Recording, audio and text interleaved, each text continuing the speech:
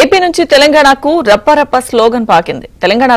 తెలుగు రాష్ట్రాల్లో రాజకీయ రచ్చ చేస్తోంది. ఇక వైసీపీ నరికేస్తా చంపేస్తా అంటుంటే బీఆర్ఎస్ 3.0 లోడింగ్ పేరుతో రప్పరప్ప పోస్టర్లు దర్శనమిస్తున్నాయి. పుష్ప సినిమా హీరో చెప్పిన రప్పరప్ప డైలాగ్ ను పోస్టర్ల ద్వారా రాజకీయ నేతలు విచ్చలవిడిగా వాడుకుంటున్నారు.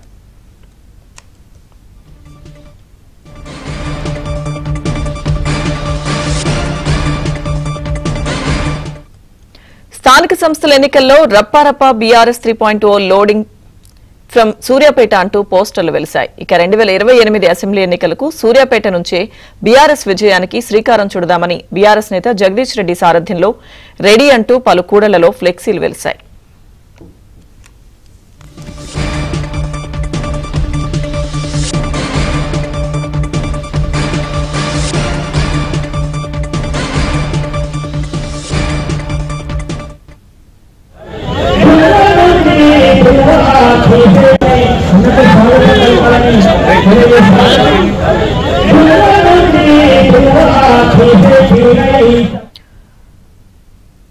ఇదే అంశానికి సంబంధించిన పూర్తి సమాచారం మా ప్రతినిధి రాజేష్ లైవ్ లో అందిస్తారు. రాజేష్. Good afternoon Lakshmi Durga. మొత్తానికి ఆ సినిమాలకు సంబంధించిన డైలాగ్స్ అన్ని కూడా ఈ మధ్యకాలంలో ఒరిజినల్ రాజకీయాల్లో పెద్దగా వాడుతూ ప్రాచుర్యంలోకి వస్తున్నాయి. పర్టికులర్గా మధ్యకాలంలో పుష్ప 2 సినిమాలో ఫేమస్ డైలాగు రఫా రఫా నరికేస్తా అంటూ ఆ సినిమాలో అల్లు అర్జున్ అనేటువంటి డైలాగ్ని ఆంధ్రప్రదేశ్లో స్పెసిఫిక్గా వైఎస్ఆర్సీపీ పార్టీకి సంబంధించినటువంటి పార్టీ శ్రేణులు పార్టీ కార్యకర్తలు ఎక్కువగా వాడుతున్నారు. ఈ మధ్యకాలంలో మాజీ ముఖ్యమంత్రి వైఎస్ జగన్మోహన్ రెడ్డికి జనరల్ గా రాజకీయ పార్టీలకు సంబంధించినటువంటి బహిరంగ సభలు సమావేశాలు లాంటివి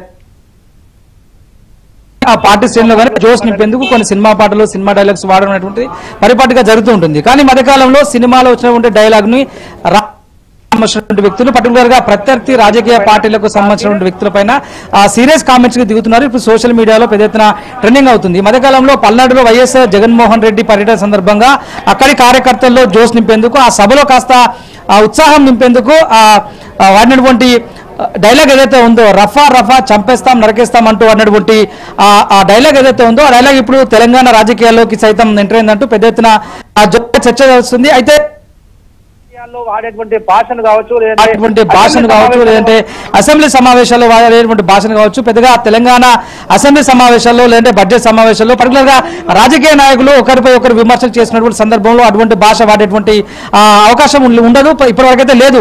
2014లో బైఫర్కేషన్ తర్వాత తెలంగాణ రాజకీయాల్లో ఎవరు కూడా పెద్దగా అలాంటి కామెంట్ చేయలేదు. అప్పట్లో పెద్ద ఎత్తున 10 ఏళ్ల పాటు కేసీఆర్ ముఖ్యమంత్రిగా ఉన్నటువంటి సందర్భంలో విధవలు సన్నాసులు దద్దమ్మలు లాంటి ఊత పదాలను రెగ్యులర్ గా వాడేటువంటి పరిస్థితి ఉండేది. ఎందుకంటే ఆయన వయసులో పెద్దవారు. కేసీఆర్ 10 ఏళ్ల పాటు తెలంగాణలో ముఖ్యమంత్రిగా పనిచేశారు. గతంలో ఉద్యమ నాయకుడిగా ఉన్నారు.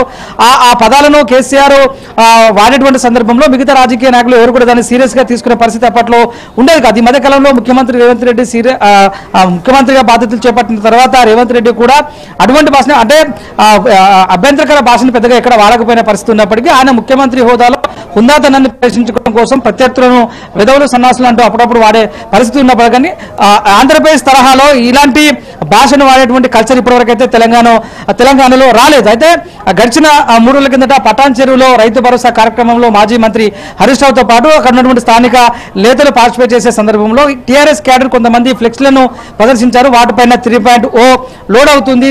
రాబోయే రోజుల్లో లోకల్ బాడీ ఎన్నికల షెడ్యూల్ రాబోతుంది. ఇక మీద కాంగ్రెస్ పార్టీకి అంతా కూడా రఫా రఫా అంటూ జరగబోతుందంటూ వచ్చినటువంటి ఈ సోషల్ మీడియాలో వచ్చినటువంటి వీడియోలు ఏదైతే పెద్ద ఎత్తున ఒకసారిగా రాజకీయాల్లో చర్చకు దాల్సిన పరిస్థితి ఉంది. అయితే ఆంధ్రప్రదేశ్ తరహా రాజకీయాలు ఆంధ్రప్రదేశ్ తరహా భాష ఇప్పటివరకు తెలంగాణలో రాలేదు. ఇక మీదట మొదలు కాబోతుందేమోనన్న అదైతే పెద్ద ఎత్తున ప్రచారం జరుగుతుంది. Right, thank you Rajesh.